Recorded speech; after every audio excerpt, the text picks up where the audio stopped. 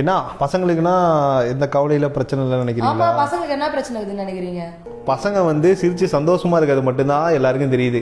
பசங்க சிரிக்கிறதுக்கு பின்னாடி அழுகுறாங்கல்ல டெய்லியும், அது யாருக்குமே தெரியாது. பசங்களுக்கு பிரச்சனை இருக்கு. நைட்டு பசங்க தூங்கினா தூக்கம் வராது. 1 மணி ஆகும், 2 மணி ஆகும், 3 மணி ஆகும். எப்படா இந்த கடன் இல்லாத வாழ்க்கை, இஎம்ஐ கட்டியே சாகுறோம். மாச சம்பளத்தில் ஒரு 5000 ரூபா சேர்த்து நமக்கு இன்க்ரிமெண்ட் கொடுக்க மாட்டாங்களா?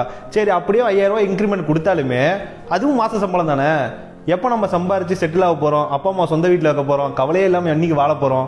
சரிடா, அப்படியே சரி, நம்ம கவலையே இல்லை, ஒரு 100 ரூபா இருக்குன்னு வச்சுக்கோங்களேன். அதில் 50 ரூபா மிச்சம் பண்ணிட்டு 50 ரூபாய்க்கு பெட்ரோல் போட்டு பைக்கில் போனா அதே ரோட்ல 50 லட்ச ரூபா காரும் போவோம். என்னடா நமக்கு 50 ரூபா பெட்ரோல் போறதுக்கே வழி இல்லை, அவன் 50 லட்ச ரூபா கார் ஓட்டிட்டு இருக்கான். அந்த மாதிரி ஒரு வாழ்க்கை நம்ம என்னைக்கு வாழ்வோம்? 2-3 தலைமுறை ஆகுமோ ஒருவேளை நம்ம அந்த பணக்காரங்கிற ஸ்டேஜ் போறதுக்கு. அப்ப பணம் தான் இல்லம்மா.